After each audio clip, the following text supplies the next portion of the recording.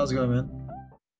So, hey, we're back here. I'm surprised again to see episode 2 of this fun experiment that me and my friend are doing here. Actually, Hey speaking guys, of it's me. which, I'm back. yeah. And you want to introduce your a name you want to be called as so I can know? My alias shall be AnimeMartin. I know it sounds cringy, but just please bear with me, folks. There he goes. And speaking of podcast, I did say I would come up with a name between episode 1 and 2, and I have. And I already told Martin, and he fucking loves it. It's called the. I mean, you probably could tell because you've seen it, but it's called Podcast and Chill, and it's kind of funny because like Oh, I thought, it would be like us podcasting and us kind of chilling, but also it was like, hey, uh, like that Netflix and chill, but with podcasts, right? God, that's so cringy. hey, But yeah. A plus for creativity. That's all Oh, I gotta say. thanks. Oh, trust me, you any listeners here will know I got the creativity going for our next project we have in the works actually very soon. But here we are in the podcast and chill. And hey, Martin, if all the money basically in the world to the point where it's not an issue, where would you go? Where would be the first place on your mind you want to go? The first place I would go, without a doubt, would be Japan. The main reason why is because, of course, I'm a big fan of anime and manga. I like sushi, ramen, and I just like the architecture of Japan. And of course, I already have like a small little list of countries I promised I'd visit. Japan is number one, of course. Two is South Korea. Three, Germany. Four, Italy. Five, Iceland. And six is Mexico. Hell yeah. For me, I don't know, it's either Britain specifically to see the Globe Theater because I was a theater major and that's like the best place to go for an actor, or like somewhere in Greece because Greek mythology and pantheon is like some of my favorite stuff ever. But it's very expensive to go to either of those places, especially now. But I bring that up because we've been quote unquote around the block. We've experienced a lot of different things not tied to one location, right? Of course, Especially I've been you. to a few places like Las Vegas, like on several occasions, New York once. Of course, currently I'm in South Korea, so I've been to a few places. I've been to Big Bear Lake, San Francisco, just to name a few places. Right. I've been to a bunch of places too. Like I mean currently am in California. It's gonna change soon, but I was originally from Kentucky. And it's completely different because like first of all, we have seasons, all four seasons and snow compared to California's it's summer and not summer, and that's literally all we have. But it's a very nice area, like very calm, very chill. People there, you're gonna know them because there's not a lot to do in Kentucky, at least where I lived. So you would have to really know your neighbors and see what they're up to, be friends with them, or gossip about them, I guess. And it does lead into this weird stereotype where a bunch of people, especially teens, get childs early because what is there else to do, I guess? And this weird notion of trying to raise a family.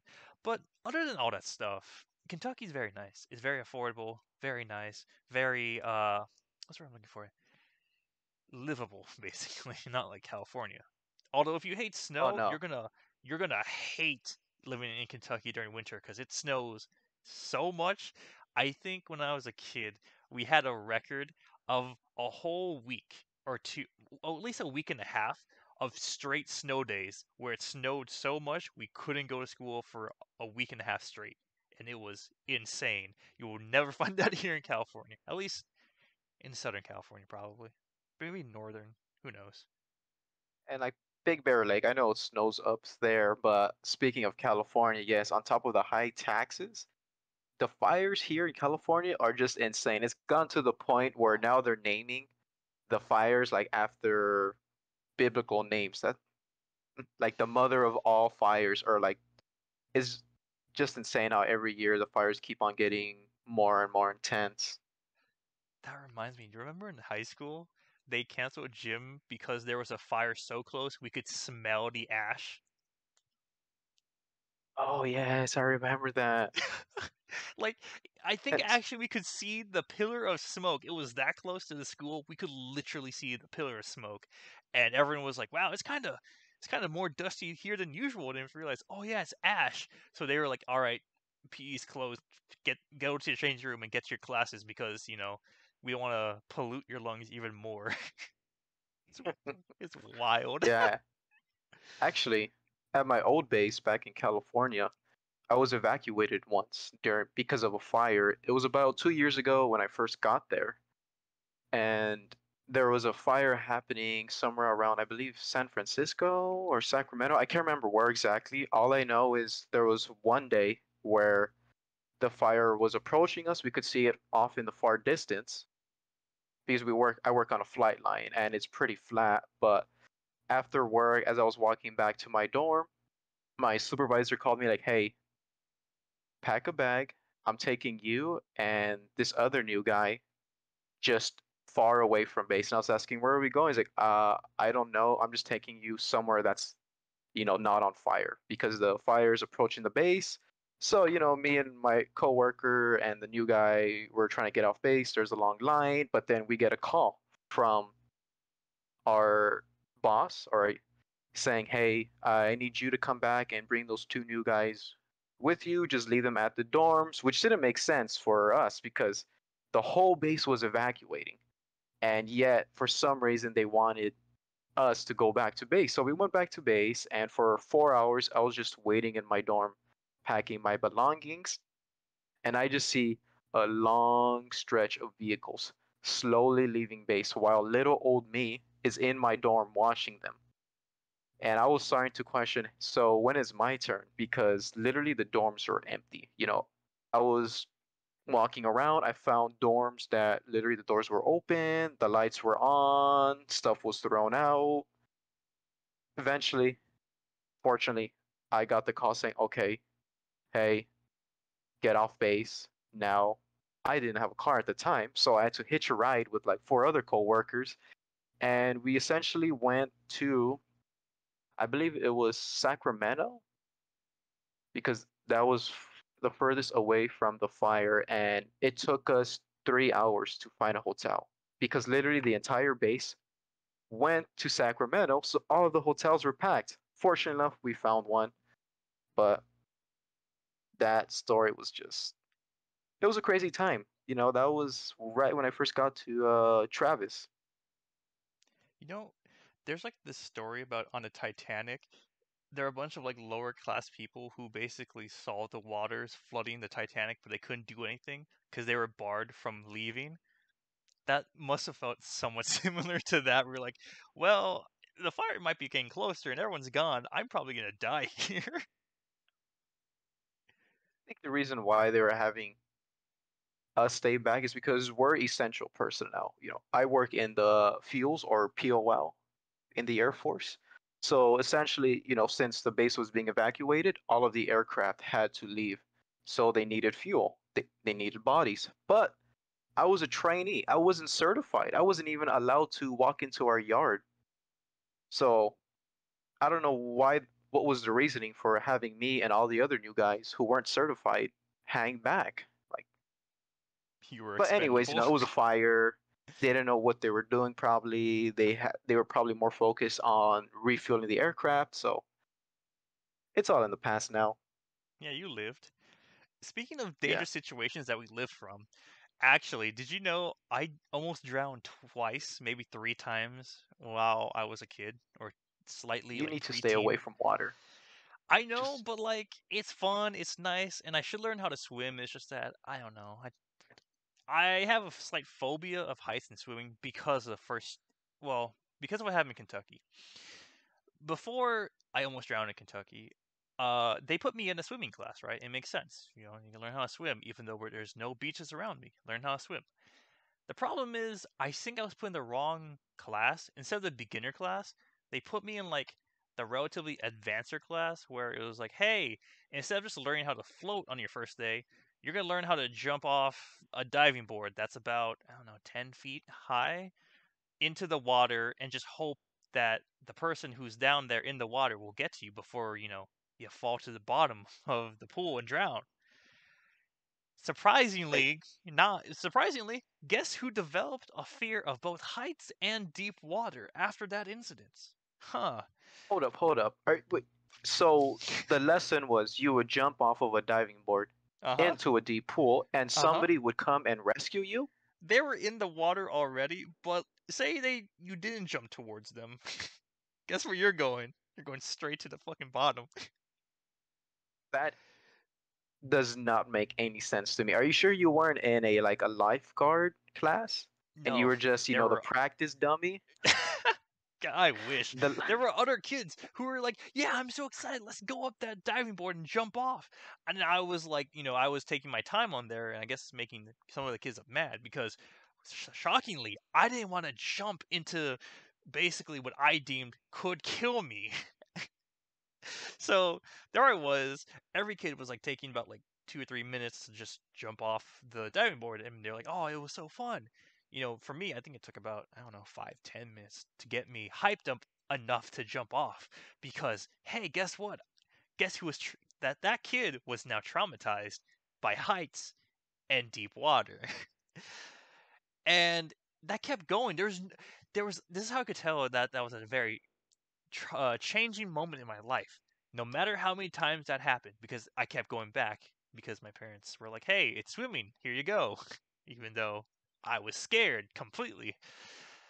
Every single time for about like a month, so about like every day or every week. No matter how many times I did that, I could not shake the feeling of absolute dread being on top of the diving board, looking down. And you know that feeling where you think it's a lot higher than what it is? That's what basically was coursing through my veins the whole time. Even now, if I think back to that specific diving board, I get this feeling of dread. Like I have to jump and I'm gonna die or drown or suffocate, and then my brain is like, danger. So even to this day, as I'm almost 25, that specific location and image will terrify the living hell out of me. I can't do diving boards. When I see a diving board, I get that adrenaline rush and fear of going on it. I'm like, what am I? Do I want to go on it? Or do I not want to go on it? And then knowing me, I'm gonna do something extremely stupid. I'm gonna go up there and be like, hey, let's belly flop this bitch and go Oof. hardcore.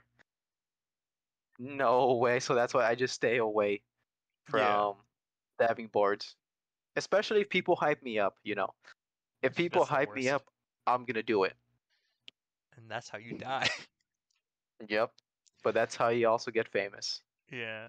So that's basically the reason why to this day I can't swim or I don't know how to swim because I don't know. I have this weird thing where it's like, hey, I've almost drowned enough time to know the feeling of almost drowning. So my body's gonna freak out the moment that while I'm learning to swim, I feel even slightly I'm gonna drown. My body's like, you're gonna die. Stand up, and I just stand up. I'm like, I can't do it. I'm too tense. Because like with swimming, here's the really messed up part about swimming. You need to be calm and relaxed. Because if you're tense, you're gonna sink. Well, guess what? As someone who's scarred from swimming, I'm always gonna be tense, so I can't swim. I'm in like this weird fucking loop. Good thing you're tall.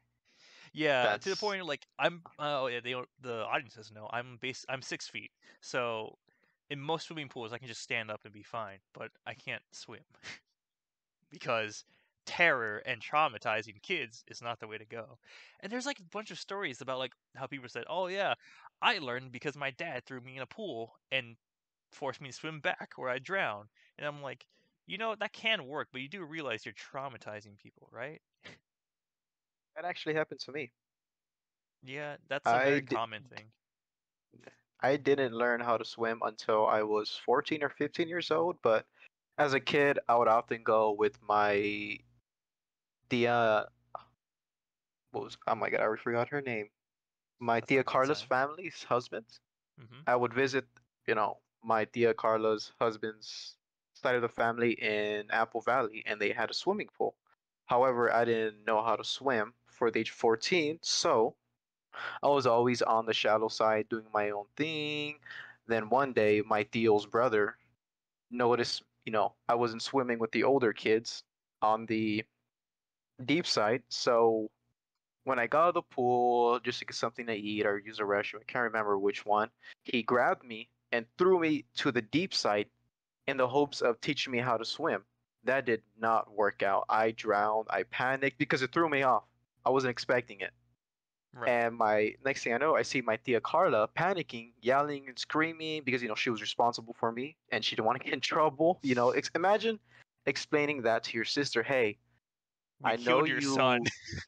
Yeah, so we had an incident, but anyways, she screamed, she yelled. My Theo, he jumped into the pool, fished me out, and that just made the whole situation awkward. And I think that was the whole reason why my parents enrolled me into a swimming class.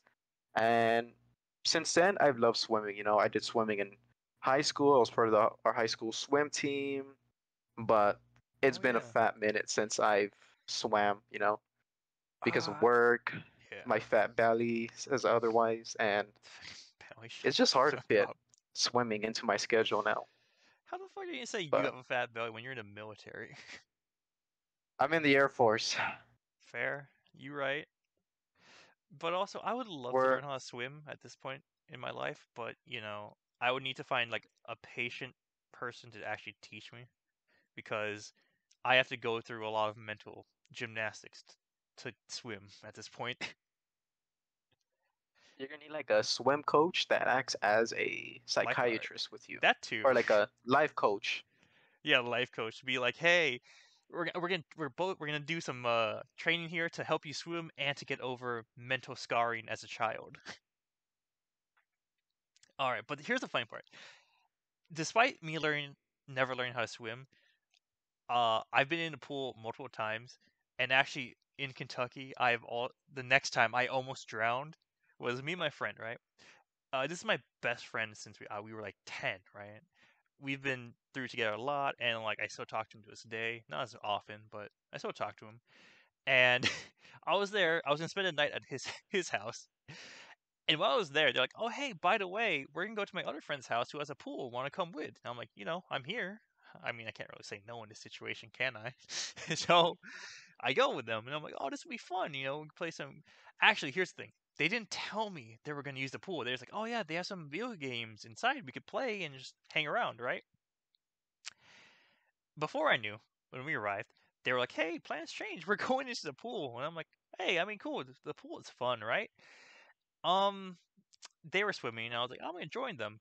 And it was one of those pools where it didn't have like a hill. It was like slight hill and then drop into deep end. And me not knowing that, I'm Oh, like, good "Oh, I lord. can stand up." Yeah, you can already tell where this is going. I stood up and I was like, "Oh, this is fine. I can hang out here with my friends." They went further, and oh, I can do that. About like at a certain point, I'm like, "Wow, this is kind of weird. I wonder where everyone is." And I'm like, "Oh, they're over there. I'm gonna go to them." And I remember specifically, I was in the middle of talking to them. I was like, "Hey guys!" Step straight down into the deep end. I sank. I think I almost swallowed like a good handful of water. And next thing I knew, I was trying to like bounce my way up to the top and be like, "I can't fucking breathe. I'm gonna die here." Luckily, I was bouncing my way towards the ladder. And it was by sheer luck because I couldn't see anything because I was, trying to fight the current that was me jumping up and down in this deep end water. But luckily, I grabbed onto the ladder, climbed up to enough where I could have my head above the water and breathe. And I was like almost dying. My friend's mom comes in and was just like, "Hey, are you okay?" And I was just like, No, not really." And they said, "Oh, you can't swim." And I said, "No, I can't." You And literally then dodged a bullet. 100%. Like, and the fact that you're Uh, tall, I'm sure it also helped save you. I mean, as a kid, I was at like average height, so it wasn't my tallness didn't factor in that moment. Oh, okay. But here's the funny part. After that, I was drying off and in the chair.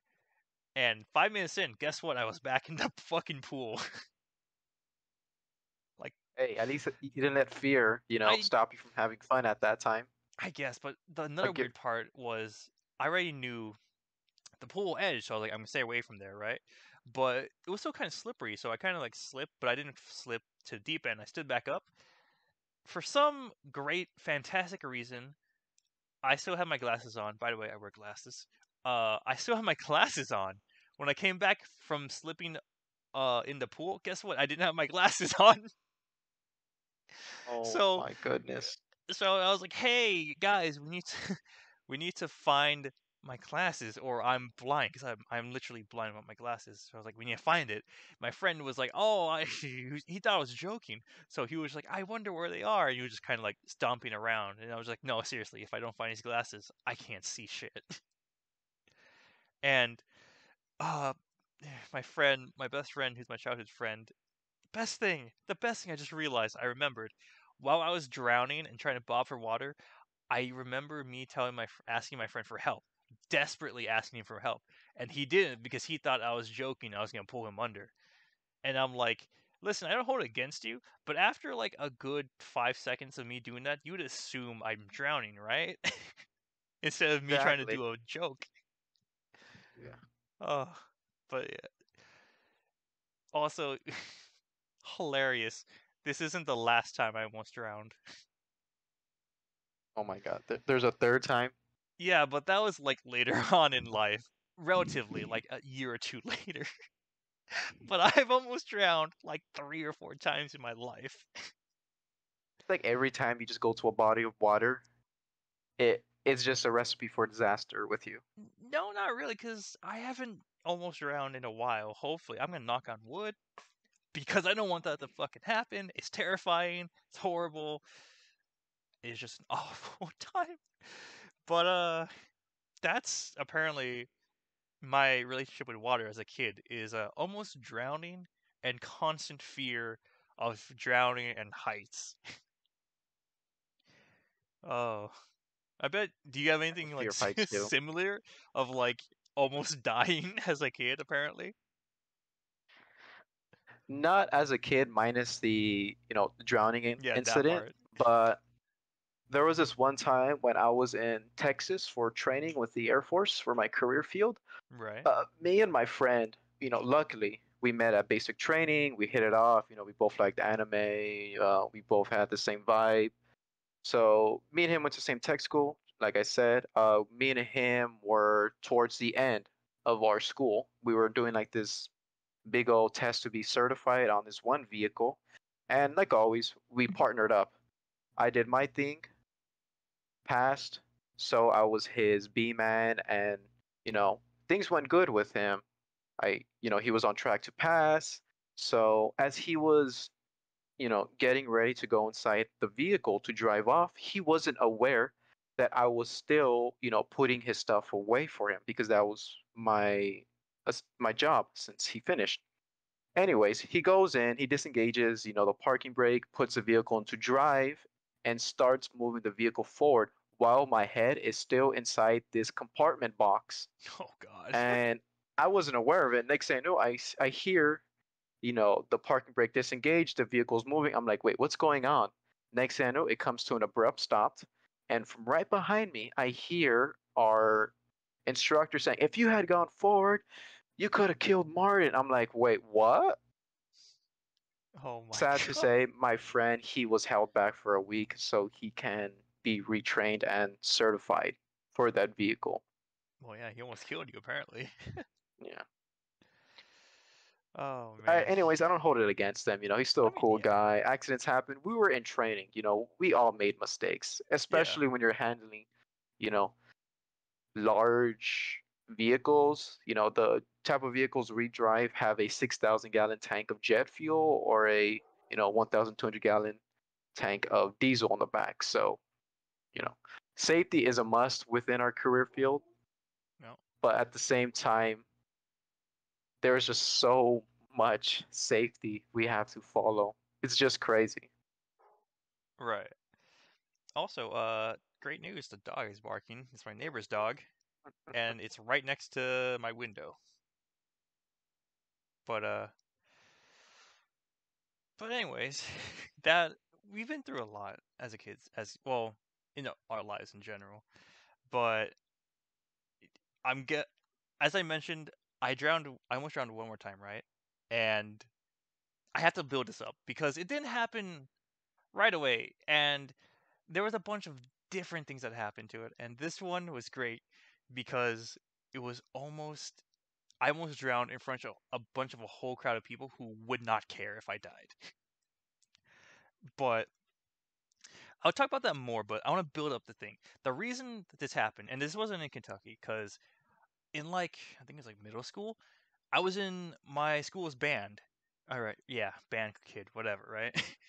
And we had this big trip for some reason. Our band was like, "Hey, we have this yearly trip, I think, where it's like we if you pay, I think it was like $600, which was a lot at the time. It still is now, to go on buses from all the way from Kentucky to Florida, where you get to play in a show for Disney World."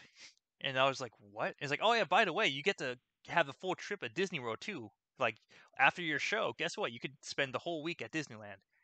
And I was like, or World. And I was like, "That sounds amazing." And I begged and pleaded, and I got to go. And it was so great because my neighbor, who's also one of my friends, he was in the choir, and guess what? The choir got to go with us. So it was me and him in the front of the bus because I don't know. We decided the front would be our territory, and for a good like couple of days, because it was a multiple day trip, it was just our like man cave up in the front. We had our luggages, our backpacks, a bunch of snacks we got at random gas stations and stops we made, and it was like this vibe of just like, oh yeah, this is their area. You could tell that this was those two kids' area because they had a bunch of random fucking wrappers and backpacks and jackets there, and we're like, yeah, this is our, our zone, our man cave. Your But domain. yeah, this is our domain. You don't stay here. But it was a fun trip. Like we went to a bunch of places. One of these places, we went to a beach, right? That was near the coast, going towards Florida. And for some reason, they're like, "Yeah, we're gonna step there, and you kids can go to the beach, right?" Guess how cold it was. This is East I can Coast, by the imagine way. extremely cold, like probably ice cold water, I'm assuming. The water felt like broken shards of glass if a wave hit your legs. That's how cold it was. It was so What? cold. That's Yeah, it was so cold that water felt like literal glass cutting into your leg if there was a wave, and it was so cold to the point where like no one was in the water because yeah, it was like, dude, this is freezing. But that didn't stop us from having fun. We were just playing around the beach, not the water, because it's way too cold. But you know, fun times. But with this trip, there was this moment I realized my friend who was like, I guess like a year, a two, maybe like 2-ish or 3 years older than me, right? And he was friends with a bunch of people from choir. And I was hanging out with him specifically because he was my neighbor and I knew him the most. And he introduced me to his friends and he's a bunch of people. And there was this girl, right? Who I guess was having like issues with everyone else or something. I don't know. The the details are like hazy. But basically they were there and they were in our friend. It was in the group that I was in, and I started talking to her and stuff. And then she was like, "Oh yeah, she's having a bad time." So I was like, "You know what? I have this limited amount of disposable income that my mom gave me for this trip. I went to buy her a smoothie, and ooh, Mr. I." Smooth over here I know this is. playing the game. I know that, right? I was a kid, and I was like, "Here you go. Hey, we could like hang out and stuff." And me trying to like help her feel better, right? And Plot twist, basically, she's lactose intolerant. that would be hilarious. But basically, that was essentially the same thing as like a freshman trying to hit on a senior. That's of how much of like Oh, a difference there was here. Like, because like yeah, there were like maybe like 2 or 3 years, but we were kids, so that difference in 2 or 3 years is major. And so there I was, basically like, yeah, I'm the freshman here trying to hit on this older girl who's like basically like senior. Obviously not those exact age range, but like there was something in me. I don't know why. I had the fucking balls and confidence to try to like somewhat hit on this girl who was significant, like not significantly. That sounds fucked up. Like 2 or 3 years older than me, right? Who had no would be like in no instance would she be like associating with me at this point. And I just think milk chaser. I know. I mean that just for some reason, I was really trying as a kid. I was like, wow, dude, where was this confidence gone? Oh, yeah, it got whittled away as I grew up.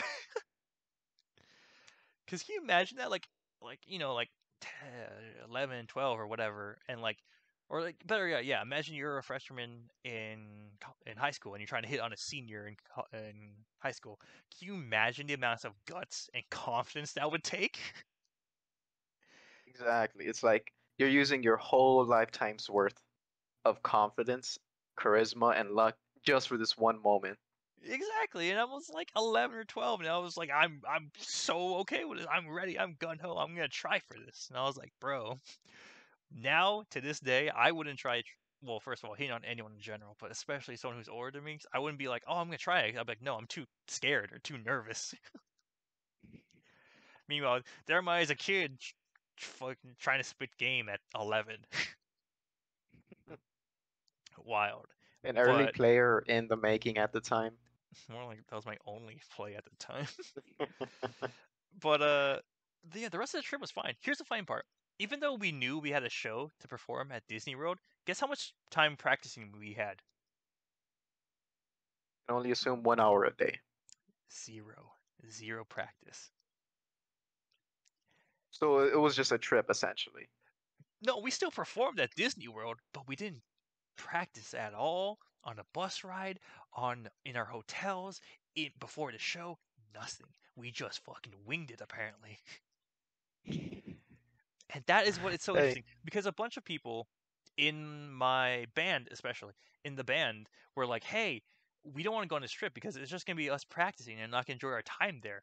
Well, guess what? We spent zero time practicing, so it was all fun. There was literally no like chores or practice or anything we had to do. It was just, "Hey, have a fun time at this trip." And to again get past the school board, we're gonna say it's a performance. By the way, can you imagine a high school or not high school, a middle school having enough pool to be like, hey, Disney World, we're gonna have our band kids play there, play for you. Is that cool? And they're like, yeah. Can you imagine that and for $600, that's how much you per said it person? was? Yeah, per person. That's like three-fourths of my paycheck. Dude, I'm pretty sure it was a hefty amount for my mom's paycheck at the time, which was, I'm glad she did because it was fun in time. But yeah, that's a lot to ask for like an adult. Just be like, hey, I know you have to pay the bills for the house, phone, and internet, but hey, do you have $600? No, they're gonna have like 200 in my bank account right now. Exactly. But it wasn't. It was fun because I met a bunch of new people. I experienced new places, walked around, saw the sights. Went to Disney World. Disney World was pretty fun, and it was it was a really nice time, and I'd recommend it. But and this is the point where everyone wants to know, including you, because I didn't tell you the full story. The time I almost drowned at Hurricane Lagoon in Florida. Here we go Oh again. my god. Okay, so if you don't know, there's this place. I'm not sure if it still exists actually at this point, but there was a place in Florida called Hurricane Lagoon. It's basically a giant pool that has a wave machine at the back that basically shoots these giant waves at you, and you're supposed to ride the wave. And like, oh, it's funny. You're like in a hurricane, which is kind of weird when you think about it, or you're in a typhoon. But I mean, whatever. Here's the thing. I was with some friends, and I was like, "Oh, it's fun, right?" But then for some reason, because what happens is when the wave is done, guess what? Since it pushed all that wave or that water to the front, it's gonna go back in order to cycle the machine. So as the waves were going, I kept going, you know, further and further to the back, which had, or the front, depending on how you view it, which had the wave machine. And before I knew it, I was like, "Oh wow, I am like I can see the wave machine. I am like on almost on eye level with this thing." And I was like, "Wow, that's pretty close." And then as I was thinking that, boom, the next wave hits, right? And I wasn't ready, so that thing smacked me in the front, and I was like kind of dazed for a little bit because yeah, that wave when it first starts out, it is big and strong, and just it feels like you just got smacked by a wall. And so what happened was that happened. I was dazed, kind of like trying to gain my sense back. But by that moment, I realized, hey, there's no ground beneath me. And I realized that's because I was past the safety line and I was like almost in the wave machine. And that thing is deep.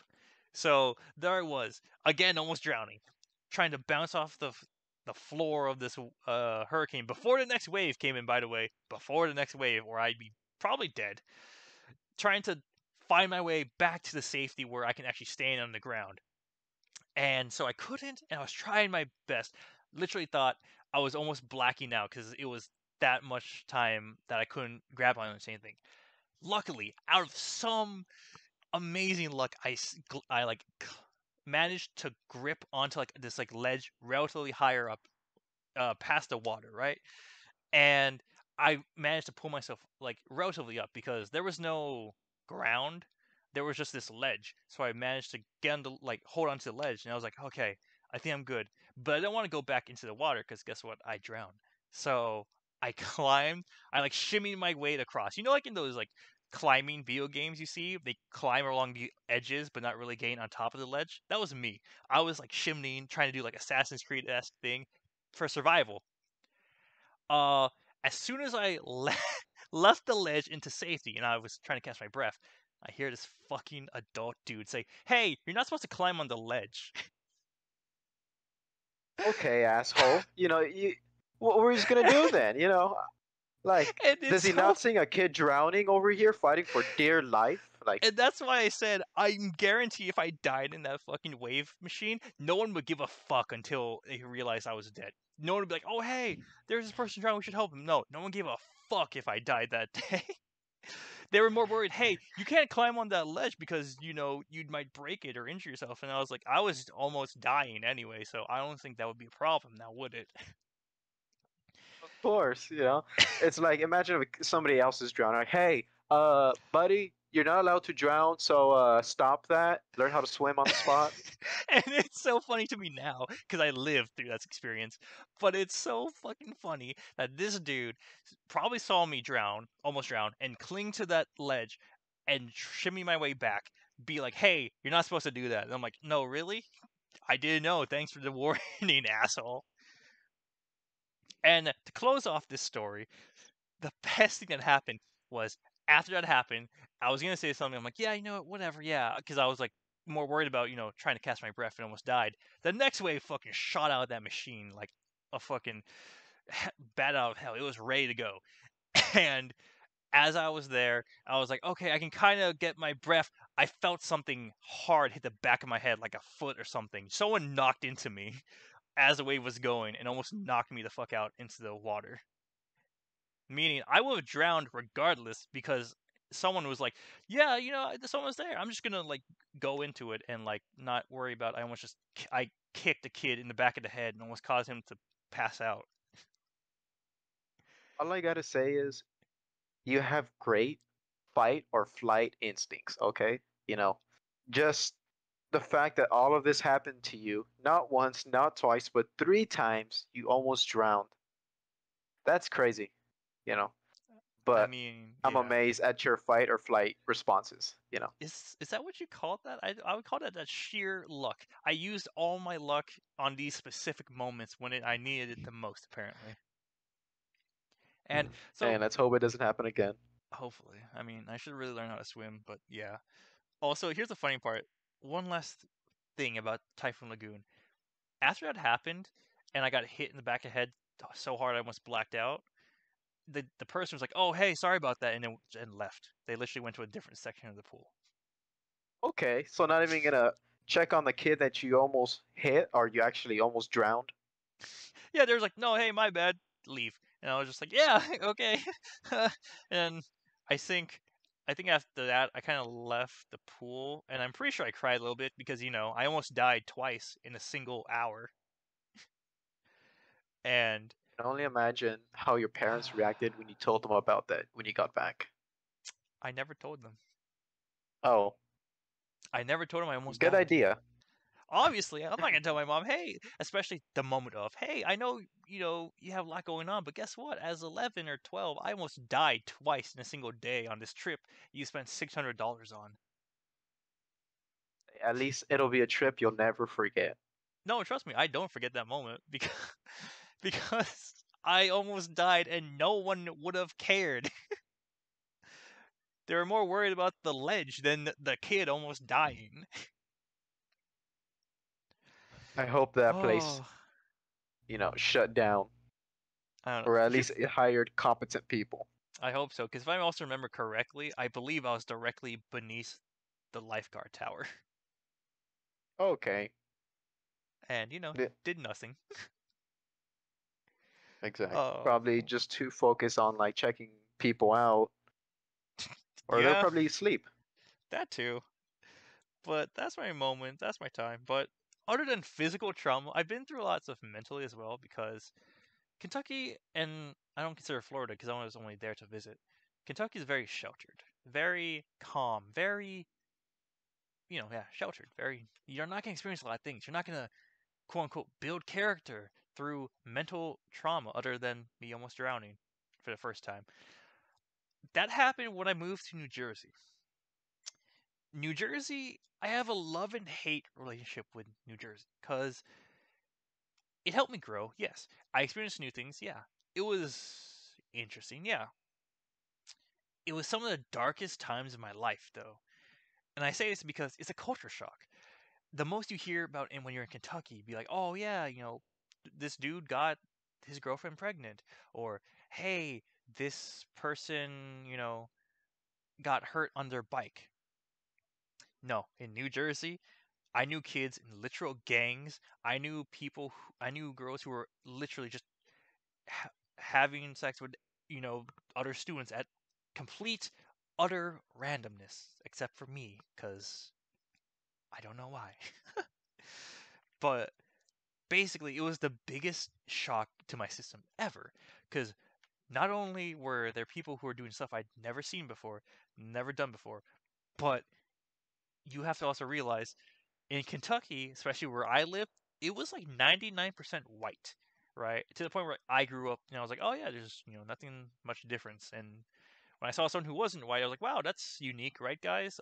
Despite the fact that I was the one who was at that like that the first time. But in New Jersey, it was 99% Hispanic, and so I had to adjust to everything my whole life was building up to, everything, to the point where it's like I was even ostracized because I was smarter than most people because I guess New Jersey, especially that area, their education system wasn't the best. And so it was just this weird time where it was just like, hey, you're the new kid. Hey, you have a culture shock. And also, guess what? We're going to make you feel different and bad because you're smarter than us. You can imagine what the effects that would have on the mental capacity of a 14, 15-year-old. That was, Old public schools knowing yeah, how to that, mold the oh, future generations. or They, break down because there was multiple yeah, times I broke down during that time period because it was the biggest change to my life in a while.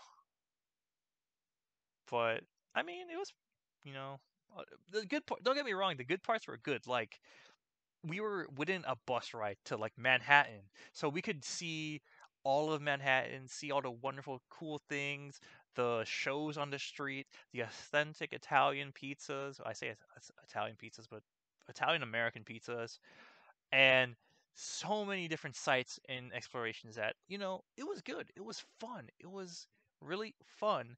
It's just that for every moment of fun came a equal moment of despair because of how I was raised and what the difference it was. But without that, I wouldn't be as I am today. So I guess I'm thankful for it in that sense, you're because a survivor. That's what you are. yeah, that's basically what I am. I survived physical and mental pain.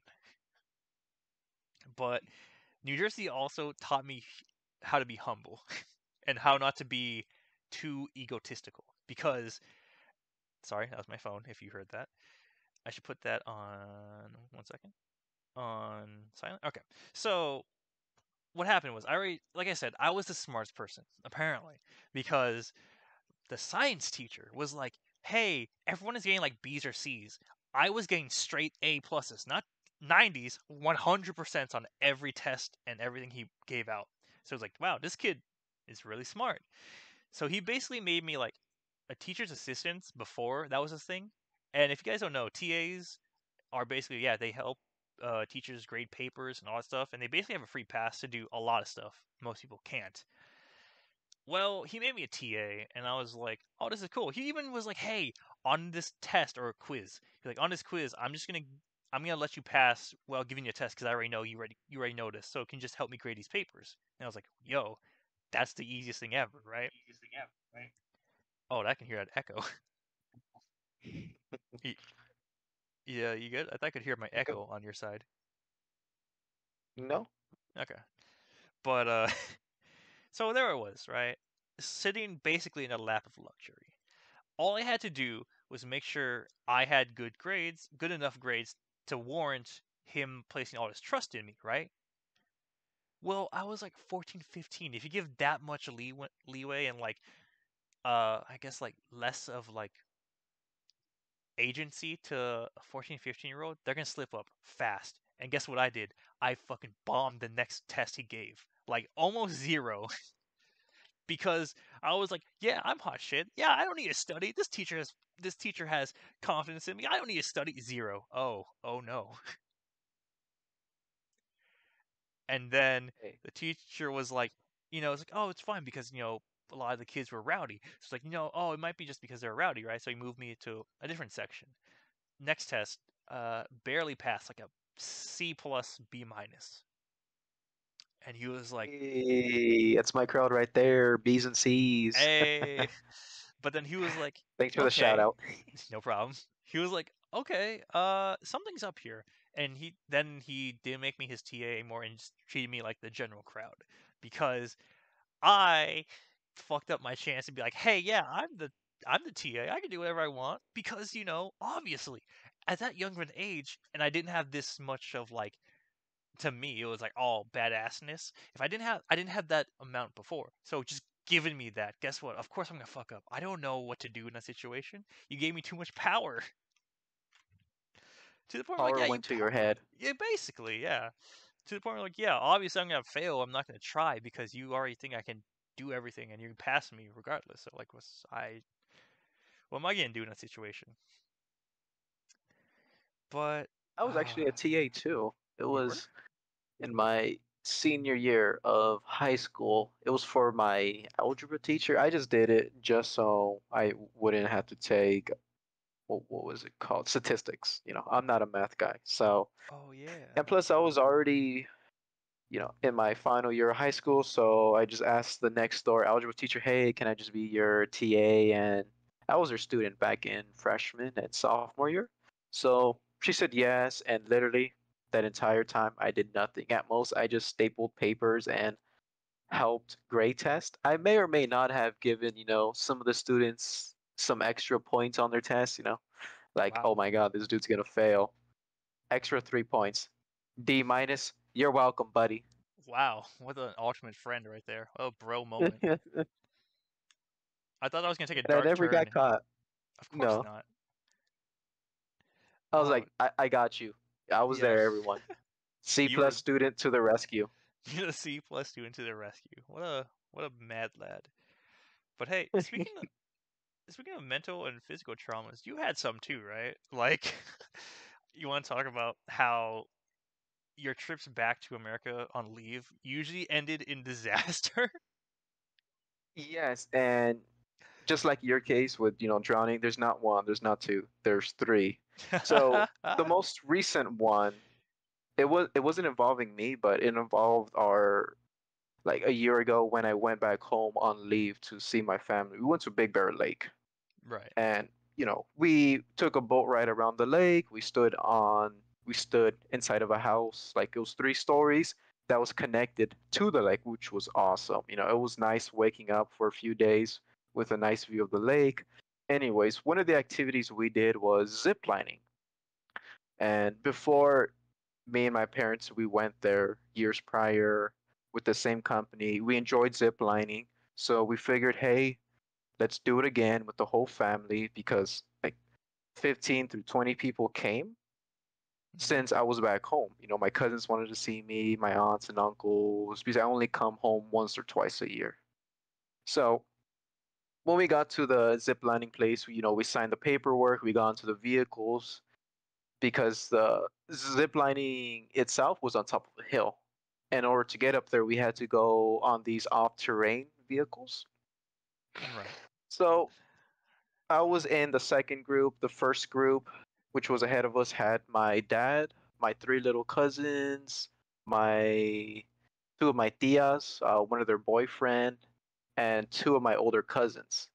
Second vehicle had me, my two other cousins, my mom's friend, and this small group of, other people from a different group that came with us. So we stopped, had a quick restroom break. We were, stretching our backs, taking some photos, drinking some water, and then we heard screaming. We assumed it was just another group, you know, zip lining down the hill, so we didn't think too much about it. Anyways, as we finished up, proceeded to go up the hill, we saw a crowd of people and the vehicle like half into a ditch, which threw us off because that was the vehicle that had the other half of our party. So, we stop the vehicle, we get off, and we run to the crowd of people. Next thing I know, I see my little cousin crying, my aunt, she's crying as well. My dad, he doesn't feel too good. Apparently, what had happened was as the vehicle was going up a steep hill, it stopped. The engine failed, I believe. So what had happened was the driver, he engaged the parking brake, he stepped out of the vehicle, told people to evacuate in an orderly fashion, like always, and he was checking on the engine. As he opened the hood, the parking brake engaged as my family was coming outside of the vehicle. So the vehicle starts rolling back on them, and everyone started panicking. What had happened was my three little cousins, they just jump out. They just jump like in different directions. One of them, unfortunately, she landed into a pile of rocks, which scraped her really bad. My aunt, as she was getting out, this whole thing happened. So she fell, hit her head pretty hard, proceeded to roll underneath the vehicle as it's moving. My dad panicked because all he sees is his sister going underneath the vehicle with as it's moving. So he jumps off immediately, puts his weight against the vehicle just enough for my little cousins to yank my aunt from underneath it. And that whole experience was crazy, It's we weren't expecting that to happen, It was a family time, a family event, and the people that owned the ziplining business, they had the gall to ask us, "Hey, would you guys like to continue? Would you guys like to go do zip lining?" And we were like, "No, get us off of here." They were I mean, bringing another truck, but unfortunately, my aunt and my little cousin that got hurt the most, they were traumatized. My little cousin, she refused to get into the truck, so we had to walk maybe half a mile downhill for safety. My Theo, when he was down at the base, he's not much of a ziplining guy. He was just there just to see me.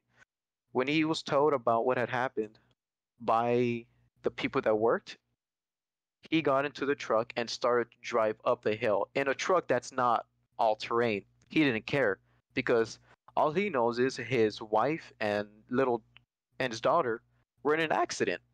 So as we were heading down, we see my Theo in his truck.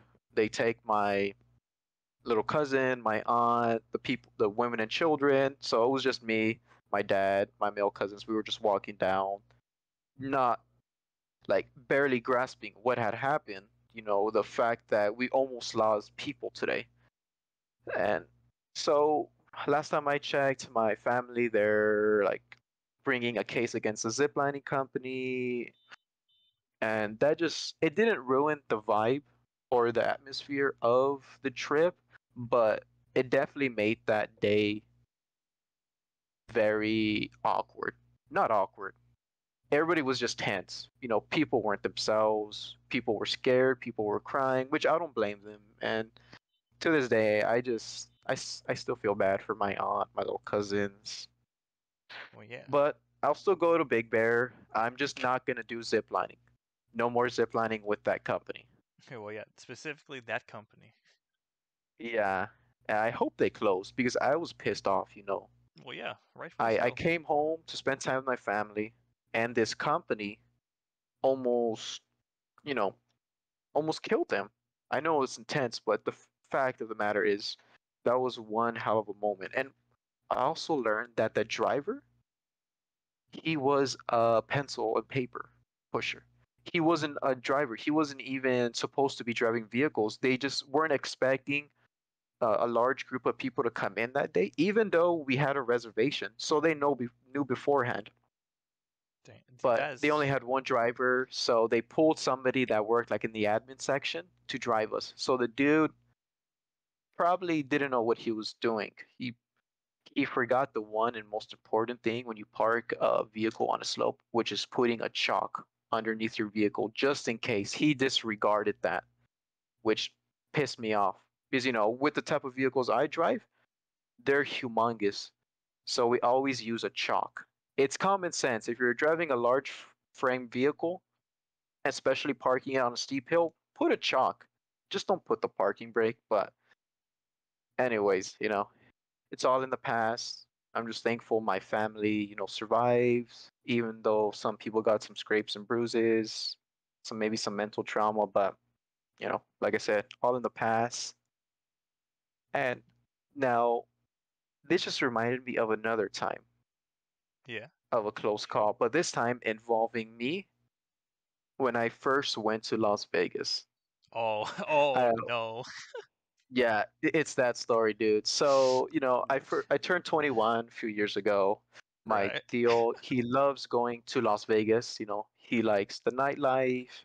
My grandma goes with him too because she loves gambling. It's Las Vegas, the city that never sleeps.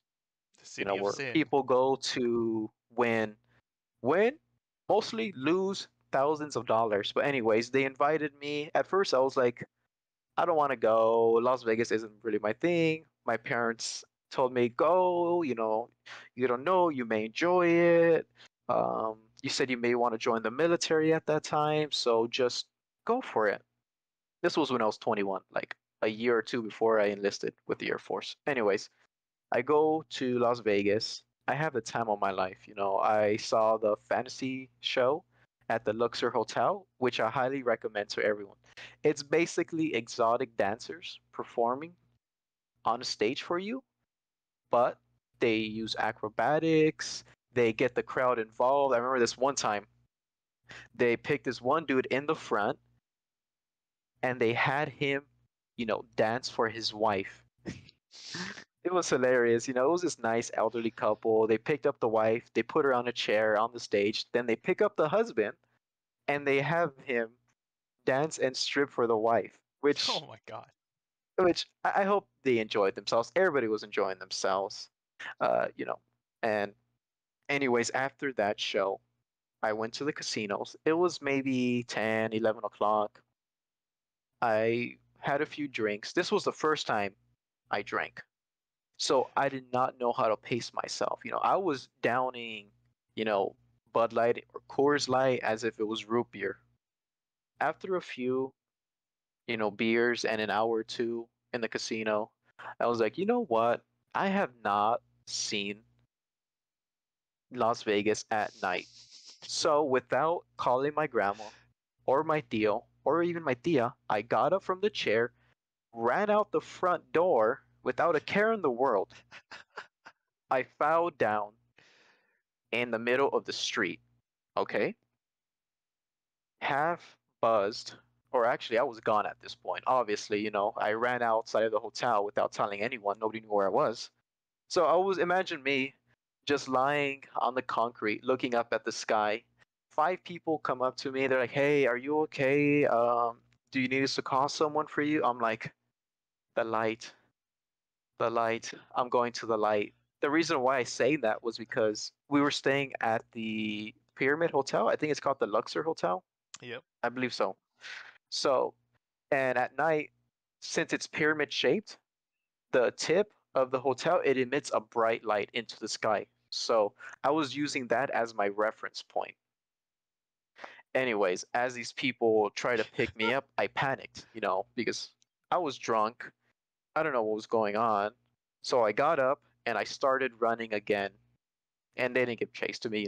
They just figured somebody will get this kid. I see a group of women.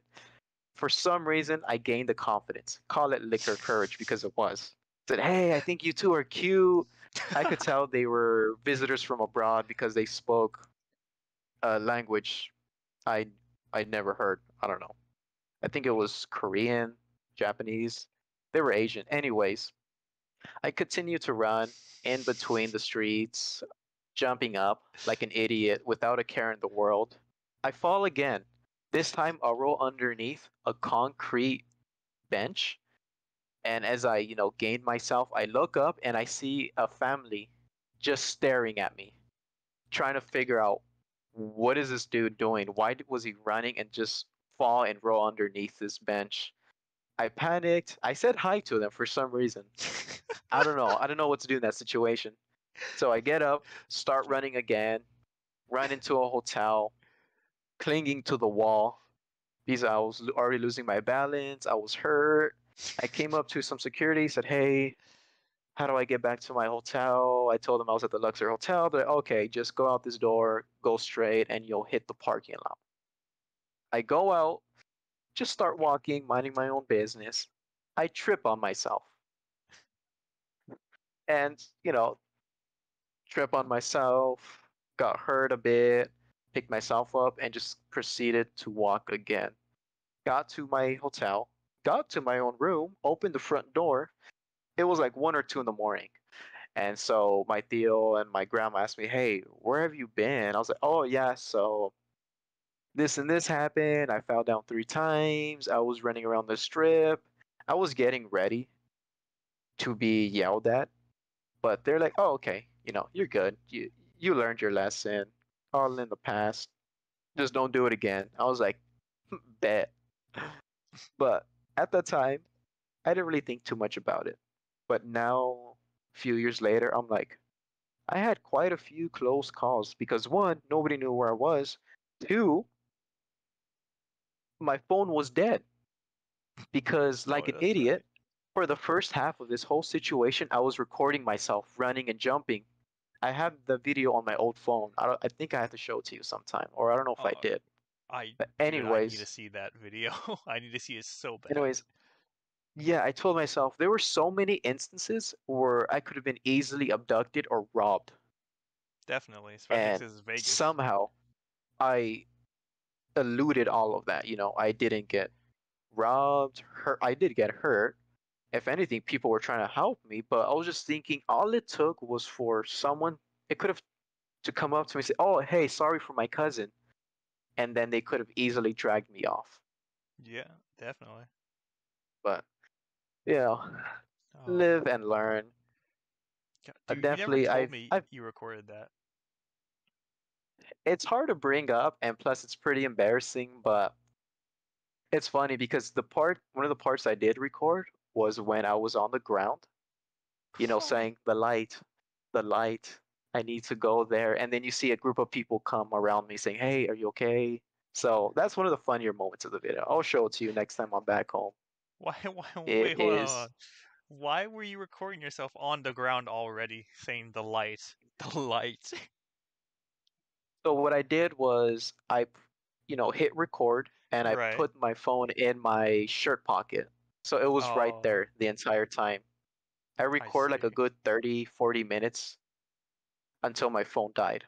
Right. Oh, I see. And and it's because of that Oh, situation I'm always carrying a battery on me whenever I travel. oh, It's just in because of that. case. Because I'm Yeah. afraid of just reliving that moment. Like my phone dying, I'm in a place where I don't know anyone, especially if it's overseas. So I always pack a portable battery or two. I have like 3 or 4 somewhere in my dorm that I'm always losing and I'm always buying more. Right. But Well, yeah, you definitely want to see that, had a few close but calls myself. definitely. The only problem is if you were to visit now, it'd be hard because yeah, you live in Korea right now, and then still overseas for a good while.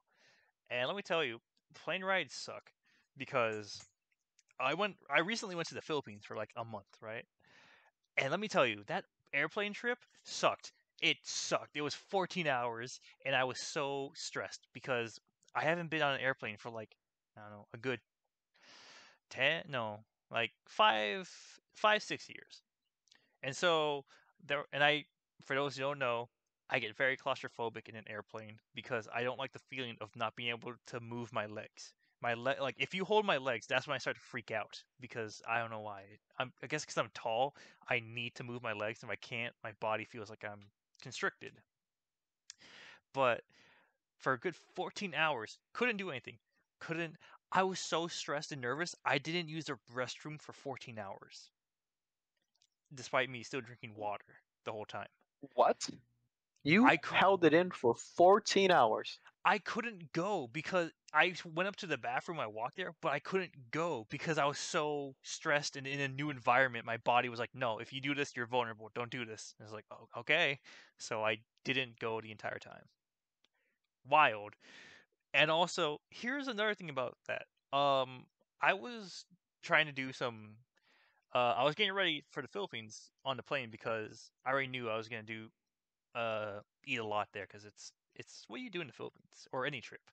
So for 24 hours, well, for before I got on the plane and for the rest of the plane trip, so it equaled around to about 24 hours ish, I didn't eat a single thing. I chose not to eat the whole time. And for some reason, that really concerned the flight attendant, like super concerned her. She was like, "Oh, you don't want this?" Like, "No, I don't want that or anything. I'm fine." She's like, "Do you want like a fruit cup, some cookies?" Like, "No, no, I'm fine." And she kept going through the list of her cart. Like, "What do you like? Do you want something?" Like, "No, no, I'm okay." And I was just like, "I'll just take a water." And then she gave me a water, and then she, I, my mom said she was like constantly like looking back at me, like, "Is this kid? Is this a kid? I'm 24. He's like, is this adult gonna be okay?" I'm like, "Yeah, I'm fine. If I choose not to eat for 24 hours, I'm fine. That's my decision. I'm good." But apparently, it freaked them out. And also, that same trip, I didn't sleep. I didn't take a nap the entire 14 hours too. So I couldn't sleep. I didn't want to eat. I didn't want to use a restroom. You can tell how high strung I was after when we landed. I can only imagine the level of like intensity and discomfort you endured for those 14 hours. I'm sure those were the longest 14 hours you've ever endured, especially since you were on a plane. You know, Yeah, the closest I've come to that was my flight to Korea. It was yeah, 11 to 12 hours long, and I remember it was just so uncomfortable. It was a packed flight. I had a rash on my face. So, and plus face mask, yeah. which added to the discomfort of my face, but it's I just can't handle long plane rides like you do. Don't worry. I was if I couldn't watch movies, they at least had a couple movies I was interested in. If I couldn't watch those movies, I'd be freaking out because all I did was watch movies constantly.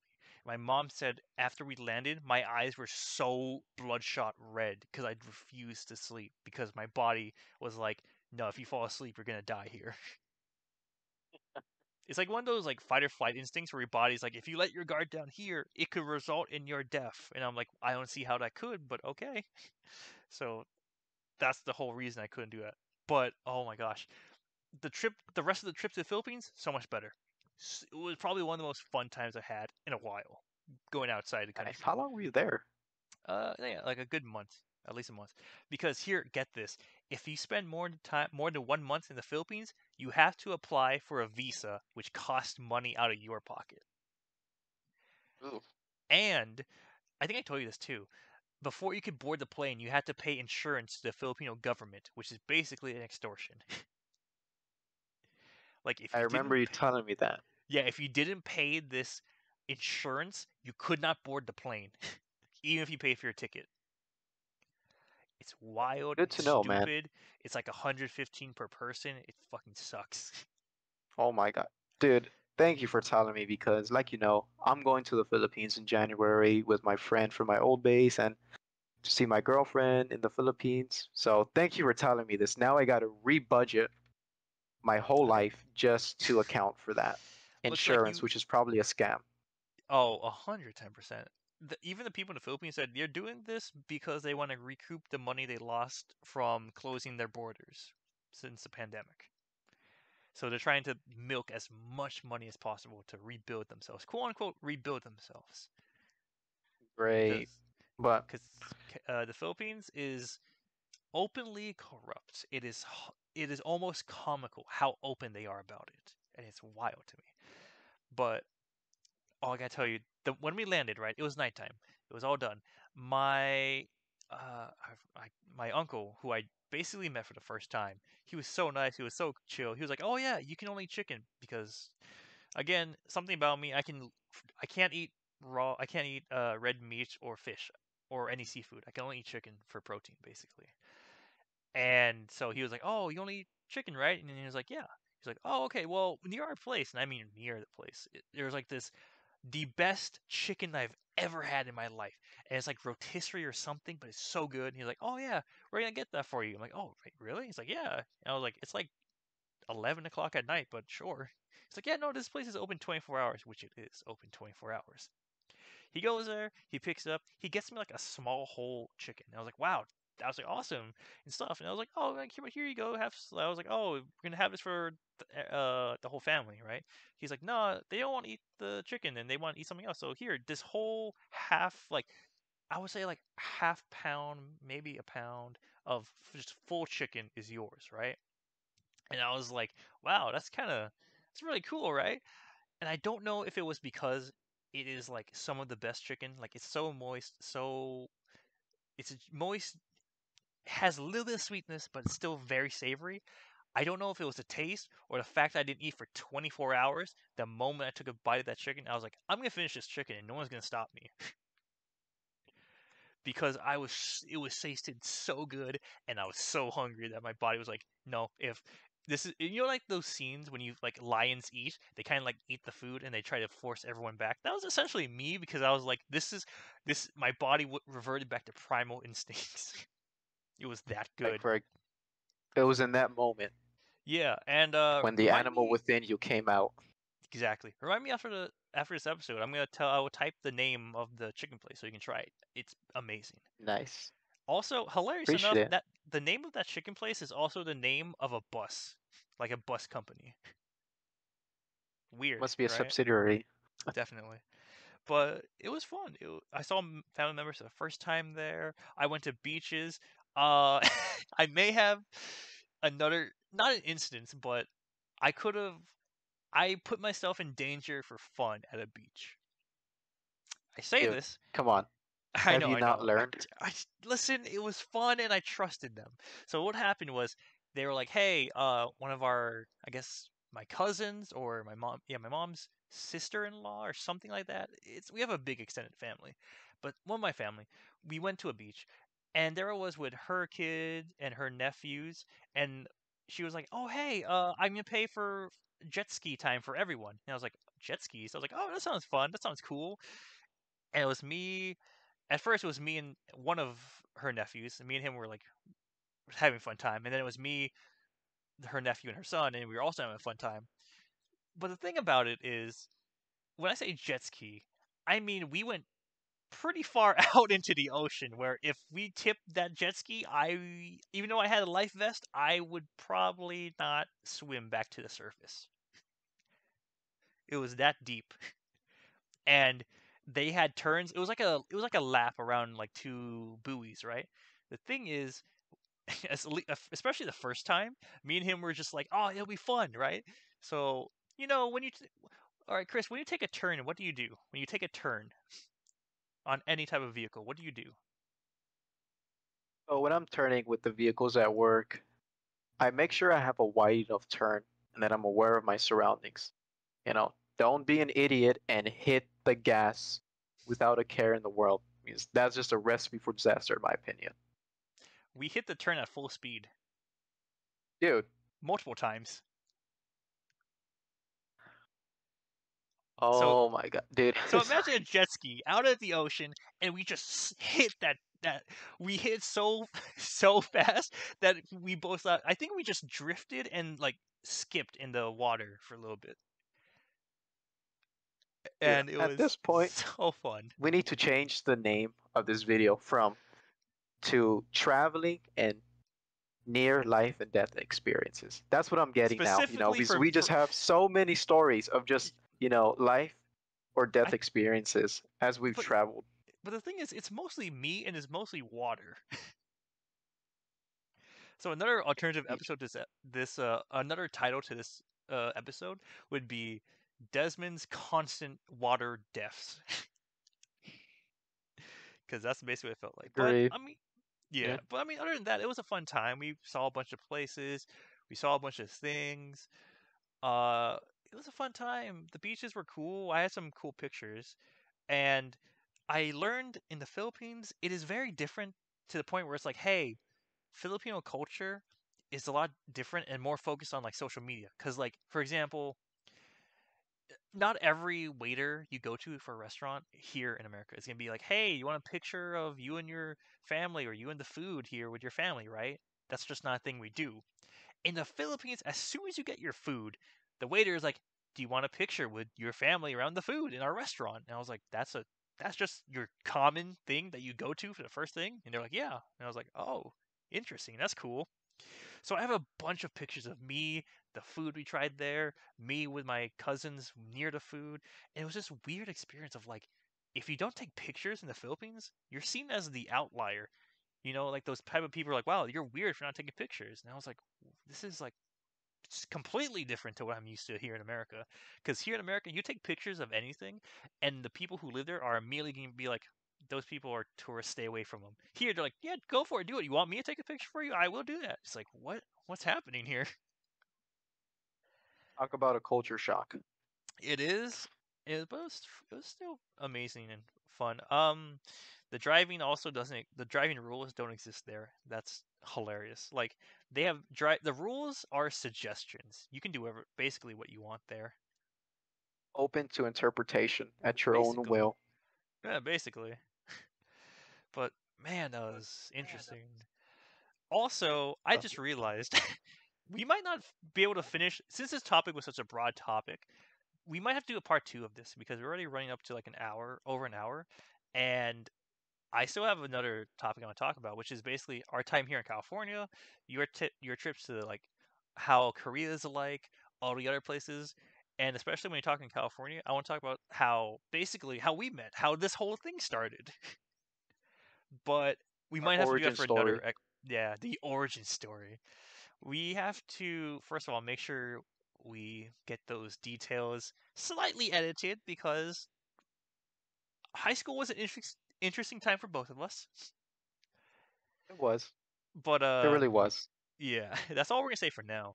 But we definitely want to do it. We can't do it right now because if we do this, I guarantee the California topic by itself and how we met will easily take up an hour by itself. So if we do it now, The we're looking at like California arc. yeah. So maybe not the next episode because we already have something planned for the next episode, but definitely in the future we're gonna bring up the California how we met. We're even say like origin story or something stupid like that. But for now, you can tell we've been through a lot. I've been through a lot of near death experiences. Martin has been through a lot of soul finding and changes in his life. Right? I still am to this very day, even though Exactly. I'm turning 25 next month. I'm still learning how to adult. Why do you say that? We share the same birth month. So now you're like, oh, I'm turning 25. I'm also turning 25, which is also the topic of our next episode. Be on the lookout for that one. It's gonna be very soul searchy because we're both turning 25. Oh, what is it It's gonna called? An early midlife crisis? basically, yeah, it's almost because that usually happens around 30, and we're like 5 years off from that, so close enough. But yeah, we'll continue this topic again, or at least the California arc and Martin's experience with traveling. But it was a fun time, and you guys kind of saw into our lives. You saw a lot more into my life than I thought anyone would because I talked about how I almost died multiple times. That's kind of a personal thing that I didn't even tell my parents. But I thought, what better place to do it than the podcast, right? Exactly. And I was happy too to share, the few experiences I had, the few experiences I've witnessed, and there's still a few more that I didn't touch that I'll gladly go into in our next episode. And I still even haven't talked about my time here in Korea, Exactly. my time in Seoul, Suwon, the entertainment district off base, even the time I was in New York. So look forward to that in Yeah, the that next next episode well, not the because next episode, there's a but story, or next time. yeah. Because for New York, there's a story. It's not a life or death experience, but it's a uh-oh, what do you do now moment. You'll know more when I tell you. Right. And I'll have a story as well about it wasn't a near life or death experience, but it was definitely this is a major point in my life. And I'm not talking about when we first met, because that's also a very awesome topic.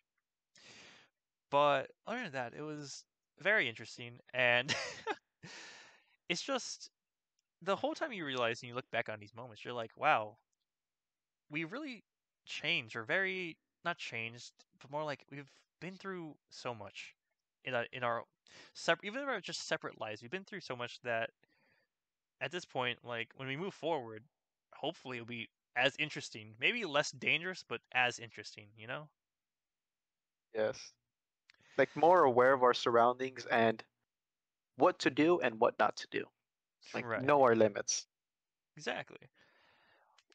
But like, oh man, you're gonna think I have super bad luck when I tell you about the story in California that I'm gonna say for next time. You're gonna think, what is happening with you?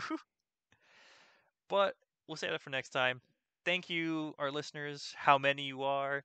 Uh, I hopefully one or 100 or 1,000. We don't care as long as someone is enjoying our missed adventures and funny times together. It'll be great.